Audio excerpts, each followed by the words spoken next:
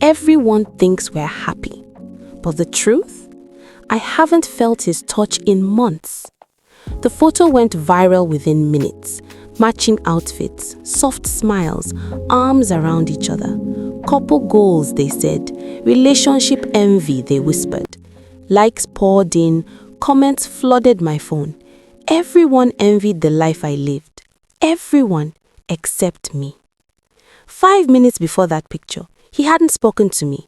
Not a word, not a glance. The house was suffocatingly quiet, heavy with a cold that had nothing to do with the night outside. I forced a smile for the camera, my hand brushing his casually, pretending everything was fine. And he didn't even look at me. I wanted to scream, I wanted to run, but I stayed. Because people loved the image of us more than the reality. Because I was trapped in a life no one could see, a love no one could feel. Later, when the light went out, I lay awake staring at the ceiling. The perfect couple everyone adored didn't exist, and the thought that I might disappear quietly behind the mask we wore made my chest ache like it would never stop. The next day, the silence in the house pressed down on me like a weight I couldn't lift. I could hear his footsteps in the kitchen, the faint clink of a glass, the soft rustle of his phone. Normal sounds, if only they weren't knives. I wanted to reach him, to pull him back to me, but every word I opened my mouth to say froze in my throat. He wasn't there, not really. I lay on our bed, staring at the ceiling, feeling the emptiness of sharing it with someone who was already gone. And yet, I still loved him. Loved him even when he ignored me. Loved him even when his laughter and attention belonged somewhere I wasn't allowed. Loved him even when every post we shared online felt like a lie. We had become actors. Every hug, every smile, every kiss performed for the world. Hug me tighter. Smile like we actually care. Let it look natural, he would instruct before photos. I obeyed, because if I didn't, the world might see our cracks, and more importantly, I couldn't let him see them. Some nights, I watched him laughing at something on his phone while I sat beside him pretending to watch a show. I smiled, I laughed, but I felt hollow. I was someone else, someone I didn't recognize anymore. The performance wasn't just for the world, it was for him too, to convince himself he still cared. And then came the first lie. I asked him softly, my voice trembling, "Are you still happy with me?" He didn't look up, he didn't smile, he didn't sigh. "Why are you always asking that?" he said, finally, without emotion. I froze.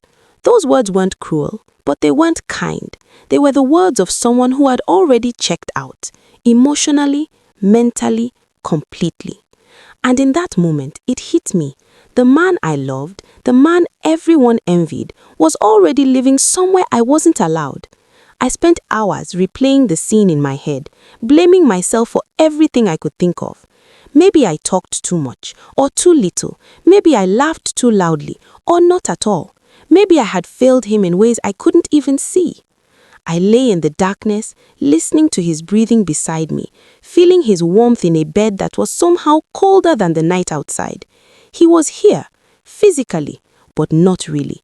And the terrifying truth? I didn't even know where he had gone, or if he would ever come back.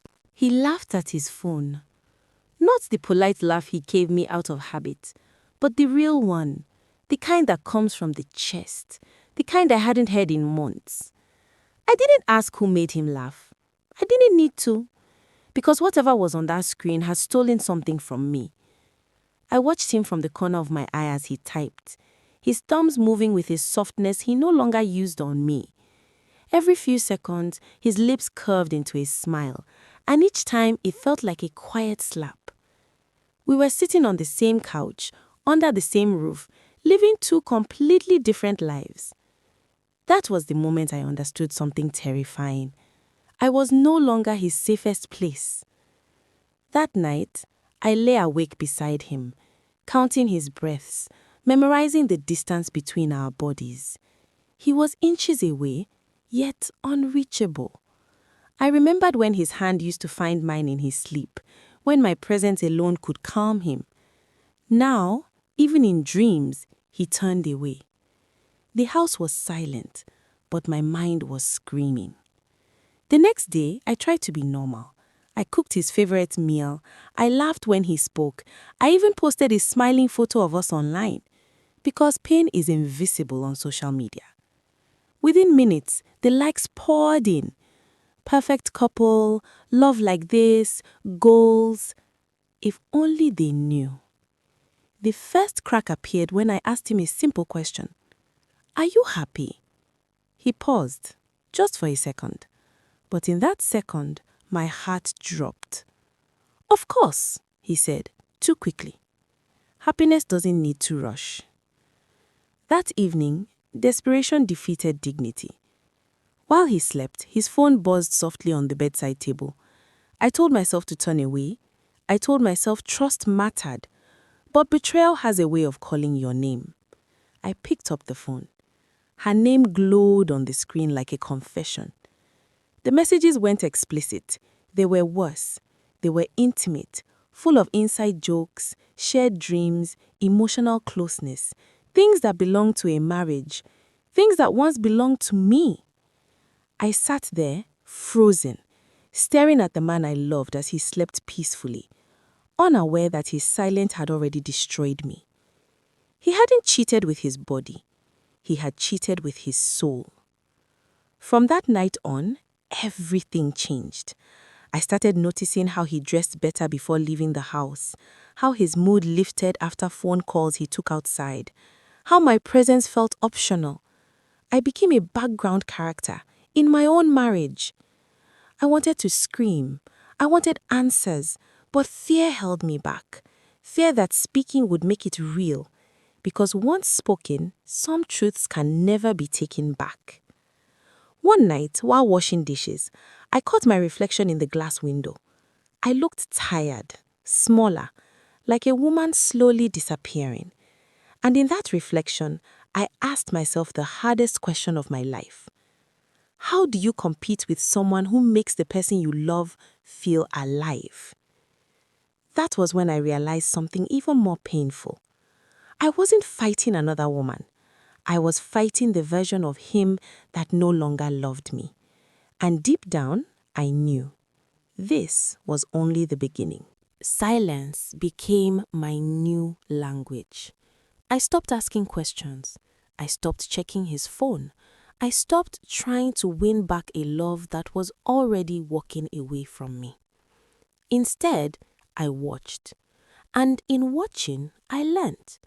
I learned that people don't leave all at once. They leave in pieces, in delayed replies, in distracted kisses, in the way their eyes stop searching for you in a room. He came home later than usual now, always with an excuse that sounded reasonable enough to believe if you wanted to lie to yourself. I didn't argue. I smiled. I nodded.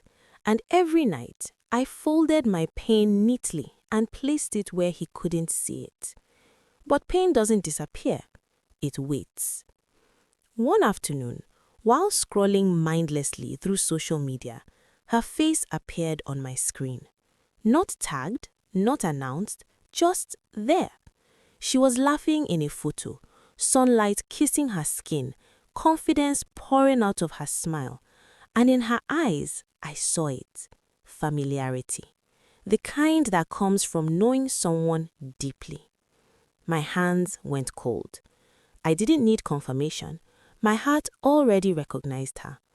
That night, when he slept, I cried quietly into my pillow, biting my lip to keep from making a sound. I mourned the version of us that once existed, the one where love was simple, where I felt chosen. In my grief, something unexpected happened. I got angry. Not the loud, screaming kind, the dangerous kind. The kind that sharpens your mind and stills your tears. The kind that whispers, enough. The next morning, I woke up differently. I dressed carefully. I looked at myself in the mirror longer than usual. For the first time in months, I didn't look like a woman waiting to be loved. I looked like a woman remembering herself. He noticed. "Is everything okay?" he asked, watching me. I smiled. "I've never been better." That was a lie, but it was the first one I told for myself. Days passed, then weeks, and the shift in me unsettled him. I became quieter, stronger, less available. I stopped asking where he was going, stopped waiting up for him, stopped centering my world around his presence. Distance has a strange power. It reveals who cares. He started watching me the way I used to watch him, started asking questions I no longer rushed to answer. And in his confusion, I saw regret flicker. But regret is not repentance. One evening, he reached for my hand. "You feel far away." I looked at him calmly, my voice steady. "So do you." For the first time, he had no reply. And in that silence, I knew something irreversible had begun. Because when a woman stops begging to be loved, she starts deciding what she deserves. The message came on a Tuesday afternoon. No greeting, no apology. Just a name I never expected to see light up my phone. "We need to talk." For a moment, I stared at the screen, my heart beating calmly in a way that surprised me. Months ago, this would have shattered me. Now, it felt like confirmation, like the universe finally saying, "Yes, you weren't imagining it." I didn't reply immediately. That evening, he noticed my silence again. He always did now. The distance I once begged him to close had become the space he feared losing me in. "Is everything okay?" he asked carefully. I met his eyes, really met them. "Someone texted me today," I said. His face changed before he could stop it. That was all the answer I needed. I agreed to meet her the next day. Not because I wanted answers, but because I deserved the truth in daylight, not whispered in the dark. She was younger than I expected. Confident, calm. The kind of woman who knew her power and used it quietly. When she looked at me, there was no guilt in her eyes, only curiosity. "I didn't mean for it to happen like this," she said softly. I smiled. "It always happens like this." She told me everything. How it started as late-night conversations, how he complained about feeling unseen, how emotional closeness slowly turned into something neither of them stopped. "He said he loved you," she added quickly. "He said he was confused." Confusion is a luxury faithful people don't get. When I got home, he was waiting. He didn't deny it. He didn't even pretend. He just looked tired, small, like a man finally confronted with the consequences of his silence. "I never touched her," he said, as if that would save him. I nodded. "But you gave her everything else." That night, I packed a small bag. Not because I was running, but because I needed space to decide who I was becoming. Time away does something powerful. It quiets the noise. It separates fear from truth. And in that quiet, I realized something painful but freeing. I had been fighting for someone who stopped fighting for me a long time ago. When I returned days later, the house felt different. Lighter, like it was waiting for a decision. He stood in front of me, eyes full of regret. "I'll do anything," he said. "Please don't give up on us." I looked at him, really looked, and for the first time, I didn't see the man I loved. I saw the man who taught me how to love myself again by almost losing me. "Love doesn't beg to be chosen," I said quietly, "and I won't compete for what should have been mine." I walked past him, not in anger, not in tears, but in clarity. Because sometimes the strongest ending is choosing yourself without hatred, without revenge, and without looking back. Living didn't break me. Staying silent for too long almost did. The days after I walked away were strange, quiet. No late-night arguments, no forced smiles, just space. And in that space, I finally heard my own thoughts again. I slept better. I breathed deeper. For the first time in a long while, I wasn't shrinking to keep a marriage alive. He called, then texted, then stopped, and I didn't chase. Weeks later, we met one last time, not to fix things, but to close them. He looked different, softer, like a man who had lost something valuable and finally understood its worth. "I never meant to hurt you," he said. I nodded. "I know, but you did." There was no anger in my voice, only truth. I learned something important in those weeks alone. Love doesn't disappear suddenly. It fades when it's neglected, when silence replaces effort, when comfort replaces commitment. And by the time one person realizes it's sleeping, the other has already learned how to survive without it. I moved into a smaller place, nothing fancy, but it was mine. Every corner held peace. Every morning I woke up without anxiety, without checking a phone, without waiting for someone to choose me. I started with discovering the woman I used to be before love taught me to doubt myself. I laughed louder. I walked taller. I stopped asking for permission to exist. One evening, as I scrolled through old photos, I didn't feel pain anymore. I felt gratitude. That version of me loved deeply. She tried. She stayed honest. And she knew when to walk away. That is not failure. That is strength. Months later, I heard he tried to rebuild what he broke with her, with someone else. It didn't matter. Their choices were no longer my burden. Because the greatest revenge I discovered wasn't bitterness or blame. It was peace.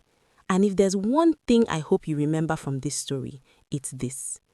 Never compete for love. Never beg to be chosen. And never stay where your heart is slowly being erased. Sometimes, walking away isn't the end of the story. It's the moment the story finally becomes yours. If this story touched you, ask yourself, have you ever stayed too long where you are no longer seen? If yes, you are not weak, you are human. Drop your thoughts in the comments. Your story might help someone else heal. Like this video if it spoke to you. Subscribe for more deep, real-life African stories that reflect love, pain, growth, and truth. Because some stories don't just entertain, they awaken something inside you. Thank you for watching.